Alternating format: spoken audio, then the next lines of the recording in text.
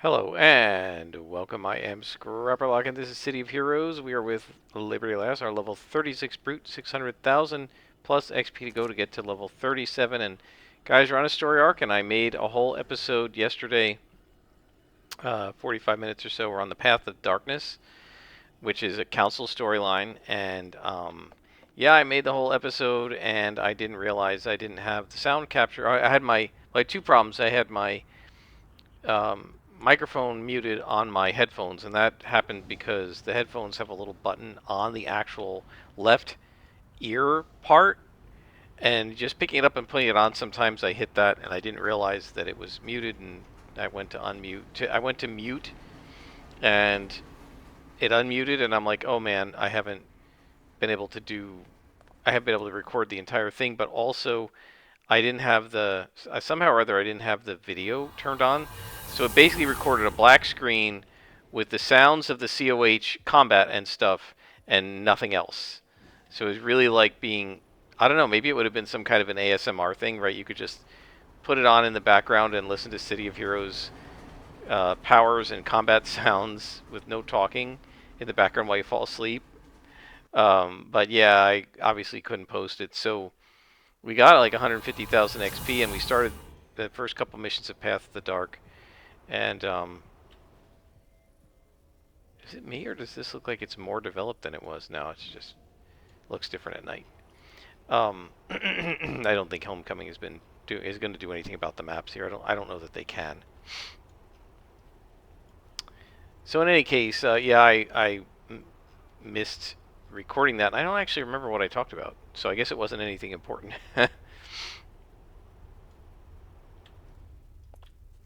I've also been playing AO Tennis 2 again. I don't know if I mentioned that, or maybe that was in the video that I didn't record the sound of, but um, one of the things I found useful to do, because sometimes it's hard to tell what I'm doing right and wrong while I'm playing it, is to actually record the match, and then I watch it back. I usually don't watch the whole thing, but I watch parts of it back to just see, like, why am I constantly missing the backhand or whatever. And it definitely helped me diagnose that I was swinging too late, and you really need to sort of swing as the ball comes over the net. And I wasn't doing that. I was swinging as the ball was like bouncing, which was way too late. And I kept getting, you know, shots that were too late, and so I was able to diagnose that by actually watching myself, and sort of similar to what an actual athlete does when they go back and watch the film of last week's match to see what they were doing wrong, because it's really hard to assess yourself while you're in the midst of playing, more so in real life, because you don't get a third-person view of yourself in real life, and you do get a third-person view of yourself in a video game, at least if you want it. There have been a lot of times, not that I need specifically help or anything in this game, but there have been a lot of times in City of Heroes, I usually go back to rewatch the videos to make sure that the sound is okay, which is how I realized that I didn't record the sound in the last episode. And there are times when I'm like, where is this thing? And I'm watching it going, dummy, it's right there. You just passed it and didn't notice it in the corner of the screen. You just don't always notice the things while you're playing them, and so sometimes having a recording can actually help you diagnose what you're doing wrong. Alright, so we need to meet up with Bentley Berkeley.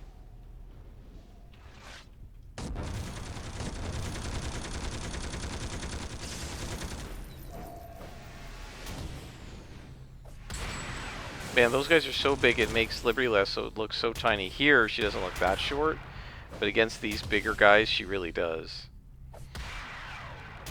And she's not that short. She's like 5'7" or something, which is a give or take about female height average.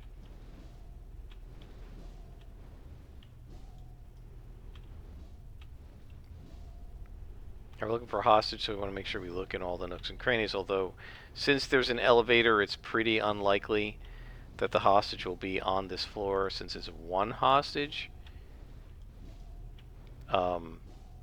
It's mostly likely that he'll be on the last floor. That's typically what happens, but we still want to look around here and make sure that we check everything out. It's really interesting that I've gotten back into playing AO Tennis 2. I really have been enjoying it, but there are parts of it that frustrate me. And just yesterday, I think, or the day before, so maybe I've mentioned this. I hope not, because I don't want to go through reruns. But I can't remember if I think I might have mentioned it in the recording that I didn't make sound, that I didn't record sound. My all-time favorite tennis game is Top Spin 4, and the company 2K Games that makes Top Spin is just getting ready to release Top Spin 2K25, 2K25. And I thought by the name that it was coming out in 2025. It's actually coming out in about a month. And I am probably going to get that game. And I might very well abandon AO Tennis 2 when Top Spin comes out. So I don't know if I'll be able to finish career mode in a month. Probably not, because it's quite extensive. And, you know, to get to like #1 in the world, you have to really get your stats up and everything, which is true in any tennis game.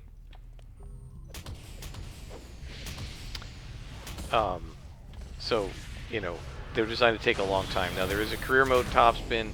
Don't know much about it. You can...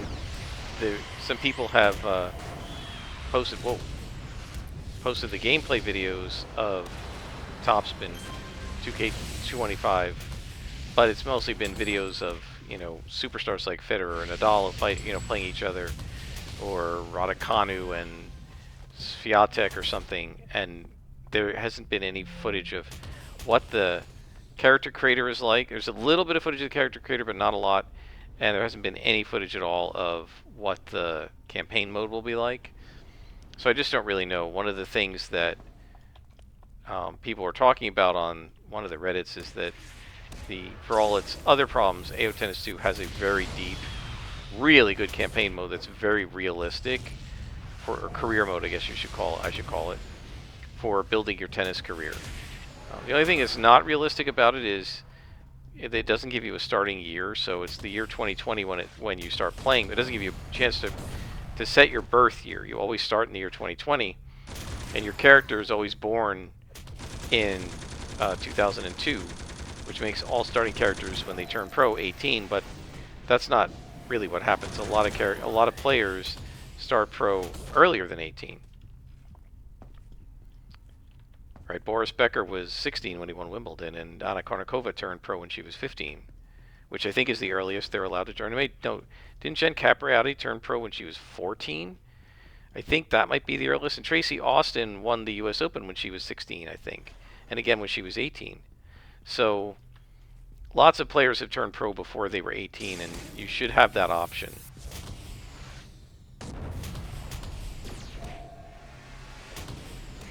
But anyway, I don't know what Top Spin 2K25 is going to do with that, and we'll just have to see. If the career mode isn't deep enough, I might, no matter how good the tennis plays right now, no matter how well the tennis controls are designed, and how much more I may like them over AO Tennis 2, I might just go back to AO Tennis 2 because of the career. We'll just have to see.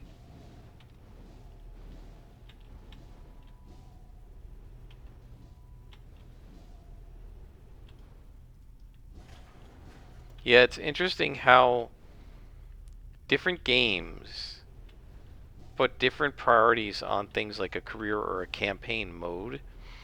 And it's interesting how that affects the gameplay. For example, I remember in Neverwinter Nights, the purpose of that game was to create an engine and an ability to play multiplayer and to create your own content. And so the campaign mode was not that great. For a BioWare game, the story wasn't very good at all. And I remember somebody saying, well, the campaign mode really was kind of meant to be a demo of what the engine could do. And then they gave you the Aurora toolset, which is the toolset they used to make the modules, the adventures.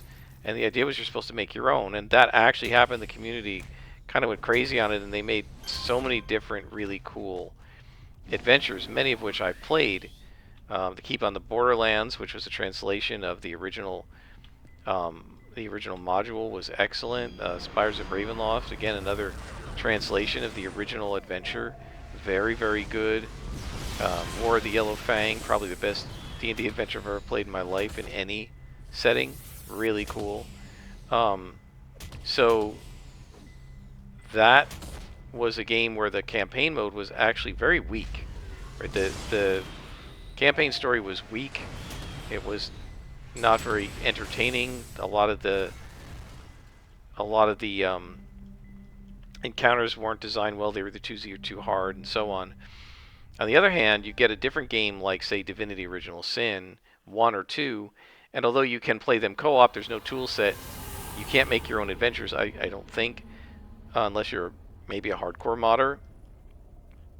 I certainly don't think they provided the tool set like BioWare did for Neverwinter Nights, but the campaign mode was excellent, and the storyline was much better, and they designed their encounters a lot better, and everything about the campaign mode was better. And so, usually for me, although I played the heck out of Neverwinter Nights and I created my own modules, so I think that's a bit of an exception, specifically because they gave you the tool set and made it really easy to use.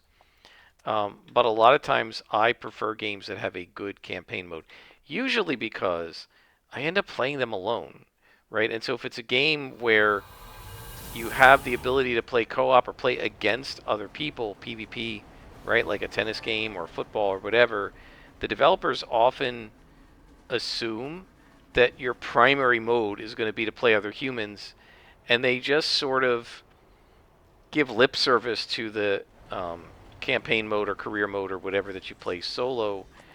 And since I often play games solo, I mean, I have several friends who play computer games. It's really hard to convince them to play some of the games that I like to play. That we just don't necessarily want to play the same games. And sometimes the games we like, you can't play co-op if we both like them, you know. But games like Europa Universalis 4, I like that game because there is a full, rich.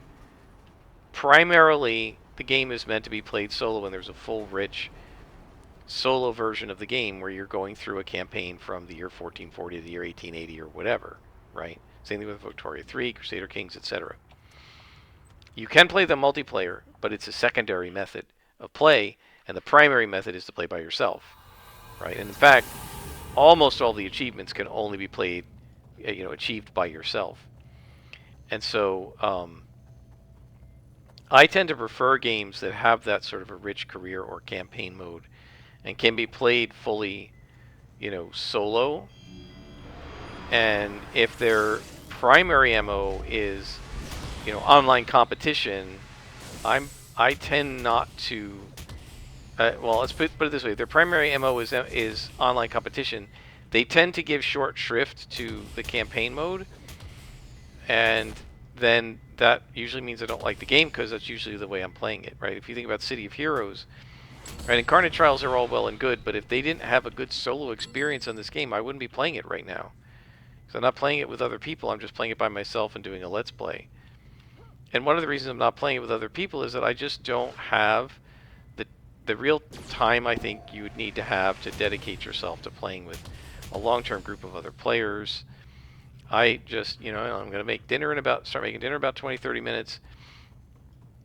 So I just started up the game. I said I'll play for a half hour, 45 minutes. I'll do a couple of missions. When I think it's time to stop, I'll stop. I just hop on, play, fight some bad guys. When I'm ready to stop, I stop.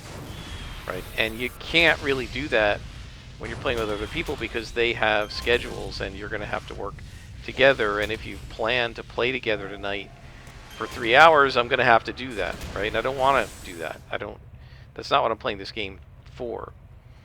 And so a game that has a really rich campaign mode solo experience where you can do a lot of cool stuff and build your character and build your base, whatever it is that the game is about, always is more attractive to me than one that doesn't. And so I think that the control system will matter a lot to me for AO Tennis versus Topspin 2K25, but I'm also going to really need to see that campaign mode or the career mode. And if it's not really rich and developed like AO2 is, I might end up sticking with AO2. Now, on the other hand, AO2 has a unique ability to aggravate me because of the way the CPU opponent works. But but I don't know. We'll just have to see.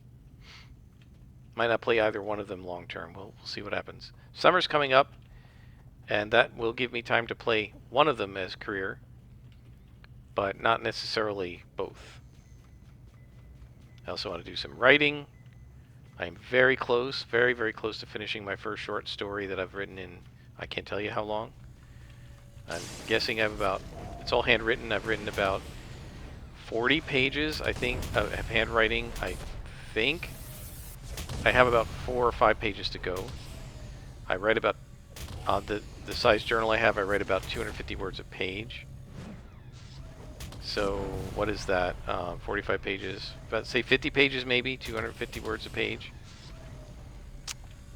So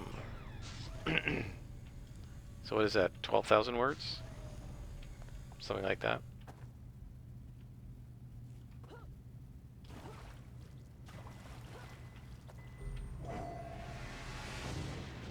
Right, because 4 pages is 1,000.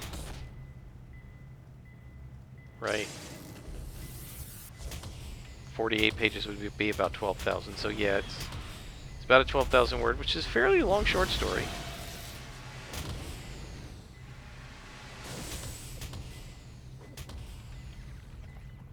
Lots of bosses in here. This is pretty cool. Don't know where Bentley Berkeley is yet. I assume he's going to be a captive of a couple of enemies, so we should be able to find him by tab targeting. But in these kinds of rooms, somebody was talking about which map parts they are their most and least favorite, and yeah, as I think I said in one of the videos, although it may have been one of the ones I didn't post. After launch, I don't know, a couple updates after launch, they produced a bunch of these different map rooms that were really large and extremely, and they're large and three-dimensional. They have multiple levels, many of them. And so like the prison areas, this thing, the lab section with all the little 4 alcoves that have little lab machines that you can attack, and usually have tons of enemies and rarely have a glowy or a prisoner. A lot of these newer sort of post-launch introduced map elements are actually not great, and frankly more aggravation than they're worth. I don't like this particular room. I do not like the lab room with all those little lab parts, the lab machines.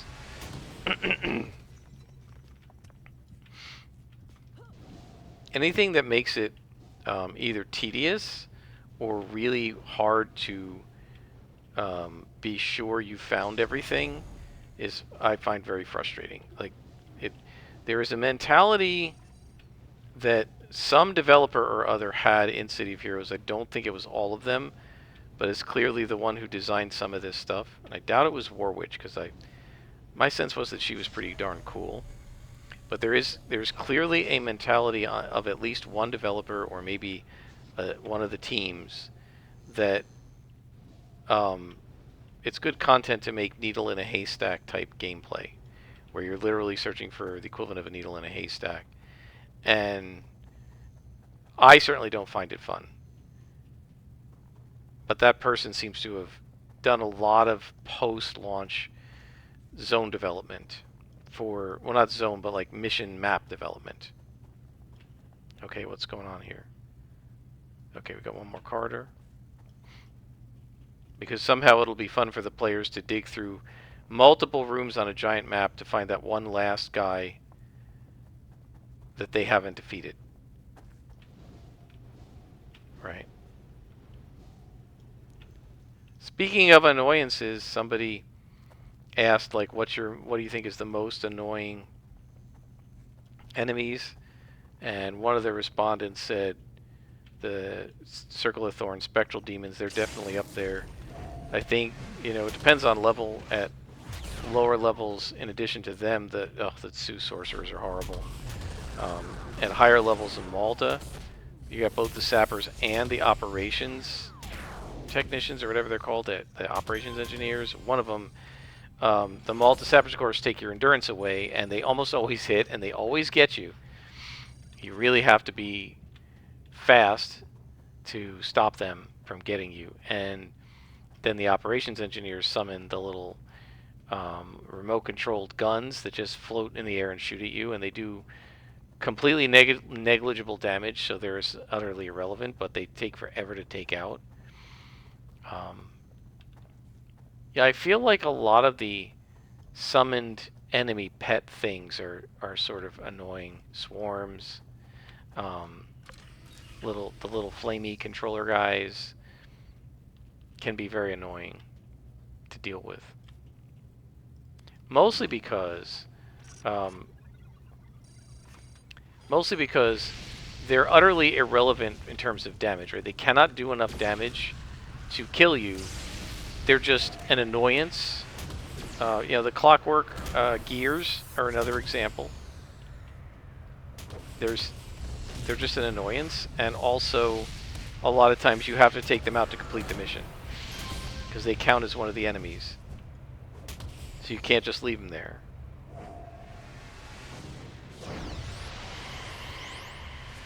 My gosh, 2 misses in a row at 78% to hit.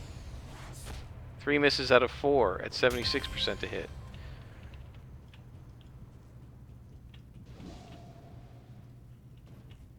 Where is this guy?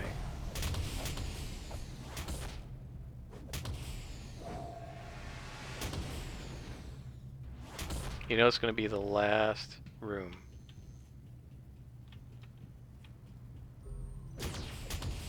There's that pun, you know, things are always in the last place you look for them. Yes, of course.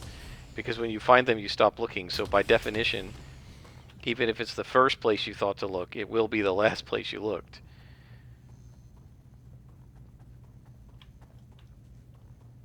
And of course, in this one, I used to wonder, I don't think they mostly do this, but I used to wonder if what they would do is just not spawn him until you enter the last room, and then spawn him in whatever room you go into last. So if we'd come up here first, he would have spawned in one of the lower room, one of the southern rooms. But because we went south first, he spawned in a northern room.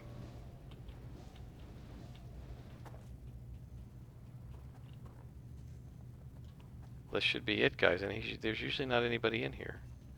Yeah, so I have no idea where he is, and I've already auto-completed a mission. So he's got to be down here, right? Because it's the only place that's where he could be hiding.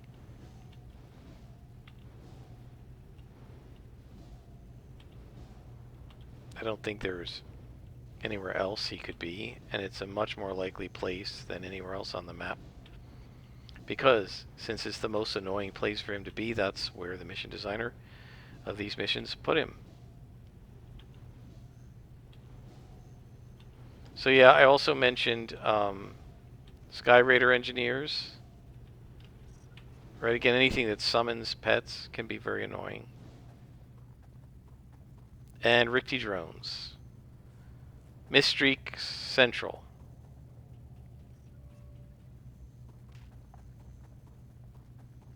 They have really high defenses. Okay, where is this guy? We went up. Did we go down? Yeah, we did.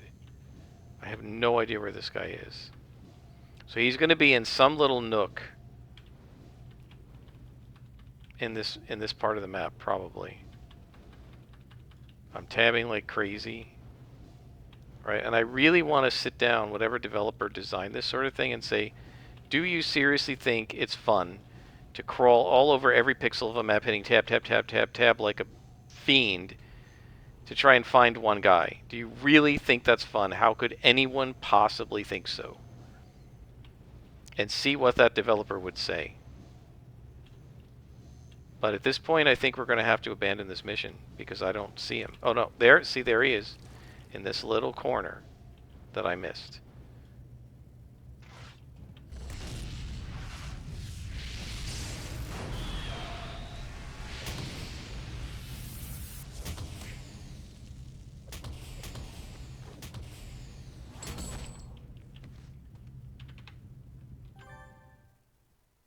So yeah, I will take fighting a dozen Sioux sorcerers over that any day. So now we need to talk to Peter Stemets.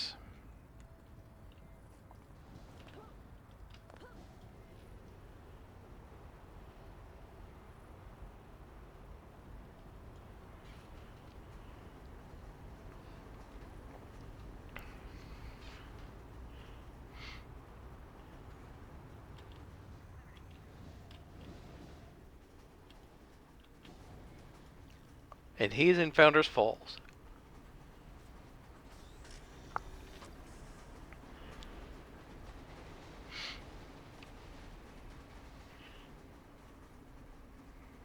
So yeah, anyway, I was speaking about writing. Hopefully over the summer I will get some writing, more writing done. I'd like to write at least one more short story over the summer. My goal is to at least complete 3 short stories this year and fully revise at least 2 of them. I'm not going to say 3 because I figure 1 now in the spring and then do some revising, do 1 in the summer and do some revising, and then if I do 1 in the fall, I probably won't have time to revise it before the holidays.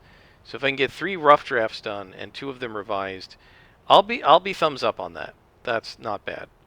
That's making a start at a hobby that I used to do a long time ago and kind of gave up on. Okay, so we've got Stemets, and now we need to find Sam Bassey and get his journal in Atlas Park. So let's go back to the base. Save a little bit of time. I still need to work on the base. That's something I need to do. That may have to wait till the summer, guys. I can only spare just so much time to do City of Heroes and do some writing and work on 2 different campaigns. We're going to Atlas Park, right? For my Savage Worlds. Now, it may be that my best friend will take over after our Deadlands campaign ends, and that could be over the summer, and he might start running D&D or something for us. And if that's true, then I will have more time to do things like build bases in City of Heroes, because I won't be making Deadlands maps or working on Deadlands NPCs or any of that.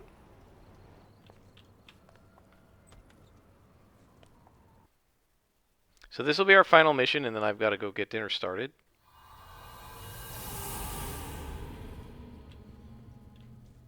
Now these could be up to 5 levels, so it could be a long mission, and hopefully it won't be a 40-minute mission. City of Heroes, the game, has the ability to essentially read my mind. I've always believed that somehow the developers programmed the game, the AI, to read my mind in this game, the computer, the CPU. And it can tell when I want to just do a short mission, and it always gives me a really long one that takes like an hour. Or where I can't find the last clicky, or what have you. So we have to find Sam Bassey and read 2 journals. Hey guys. Or it gives me huge floors, or tons of enemies to fight. It's like, I did 3 missions in 30 minutes, 10 minutes each. So I'll do 1 more mission for 10 minutes. And it takes me 45 just to do 1. And it always seems to happen, and so it really feels like the game can somehow read my mind and decide to screw me. I hear a Chloe. There's 1.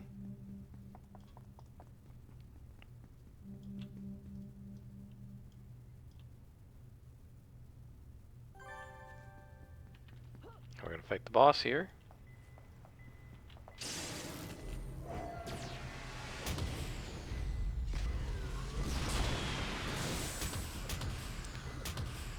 So you may have just noticed that I turned one of my attacks green, like a green click around it. So what that is it's auto. So if you green click a power, let me show you. If you green click a power, then every time it recharges, it will trigger. Now if it's an attack power, you see it just triggered. If it's an attack power, it won't trigger unless you're targeting something, but you can see if I stand here and don't click anything, it will trigger. So I'm going to undo that now because I don't want it triggering like that, but that just shows you how it works in case anybody didn't know. You can control click. It only works on 1 power. If you control click a second power, like control click this one, and then if I control click that one, it just changes which one's been control clicked to fire auto. And what most people used to do for auto is they would set hasten on auto, right? And then as soon as it recharged, it would trigger. And you could, in the old days, although I don't think you can anymore, make it so that hasten could recharge faster than its duration. So if we look at the detailed info here, it's currently at a 5.5-minute recharge, but it lasts 2 minutes. So if you look at the base recharge, it's something like 7.5. And you can only cut things in half, roughly, with 3 recharges. So you could maybe get it down to 3-ish minutes. And that means there's going to be a minute of downtime. But it used to be that you could stack it. You could put 6 recharges on it, and it would recharge. It would recharge right before it ran out. And then, because you had control clicked it would immediately fire again. And that was called perma-hasten. And perma-hasten meant you were always working under the hasten, which was basically gives you the equivalent of a recharge single origin enhancer on every power. That was how to do it. I don't know if you can do it at all anymore, but if you can, it would only be with sets and set bonuses that add to your recharge time, right? So if you look at here, right, our recharge time is 8.7% bonus, but you can crank that, right? And you can get that up to 30 or 40%, and that, I think, ignores the enhancement diversity nerf, right? So that even if you have 3 single origins and they give you the maxed out plus 100% recharge, 100% reduction of recharge rate, I think you can't get any help from that power anymore, but you can, if you have a set bonus, it will stack. So it'd be 140% or whatever recharge bonus if you got that up to 40%. I think that's true. Somebody check me on that. And I don't tend to like do that kind of stuff with my character's powers, so I don't really know. But I'm pretty sure that that's how it works.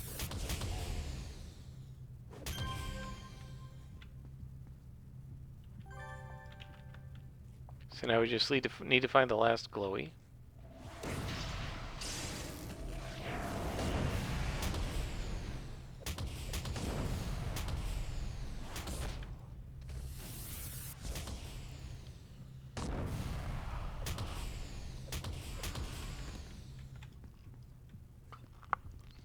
I really wish that they had named these things much better power names like this one instead of Power Crash, which is meaningless to me. There's nothing about that that tells you it's going to be an AoE cone. Call it Energy Cone, right? And then I know what it is. With this one, instead of Energy Transfer, call it Mega Hit or something, and then I know what it means. Because it's not transferring energy. I don't gain energy from it. It's just pummeling the guy, right? You don't gain any energy. It's not transferring energy. An energy transfer would take energy from him and give it to me. But it doesn't do that. Right? It just punches him. So call it Haymaker or something. Energy Haymaker. At least I know what that is. Energy transfer, I don't know what that is. Right? In terms of just defining it. That is annoying when they fully heal themselves like that. But now they're going to get hit with the energy transfer, and is he going to turn into a wolf? He did not. Sometimes they do.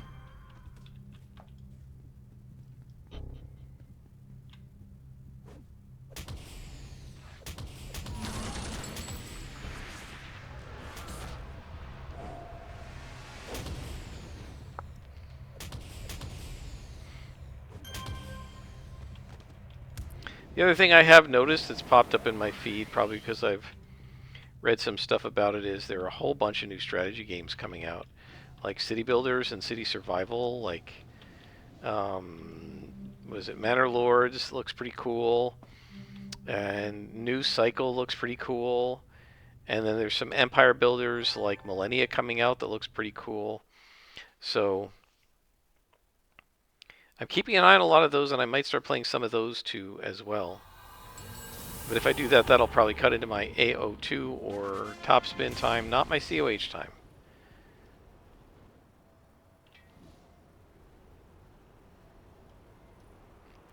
How are we doing on enhancements? All tech and 1 science. So we could sell those off right here.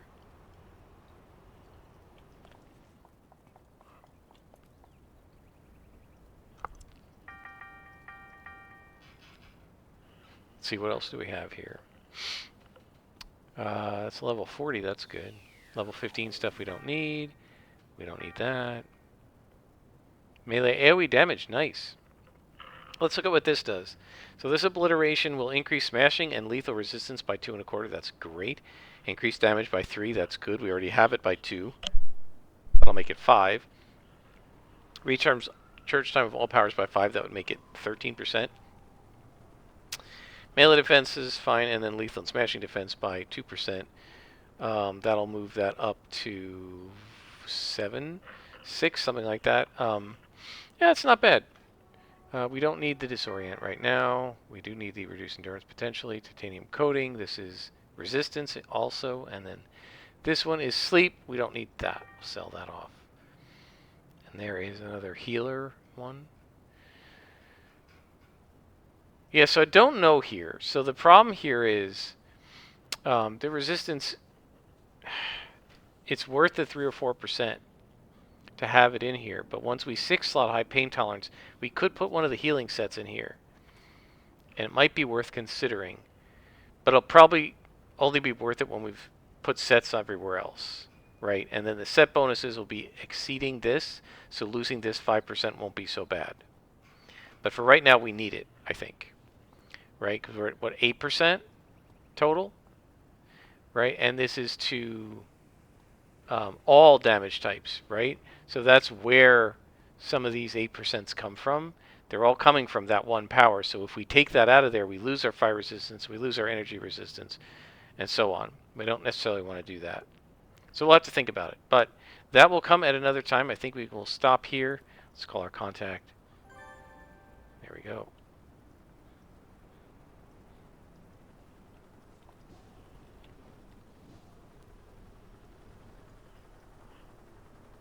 And I'm going to head back to Architect Entertainment because we just need 6 hours logged out, and we will get our day job there. So I hope you guys enjoyed. Until next time, I am Scrapperlock, and this has been City of Heroes.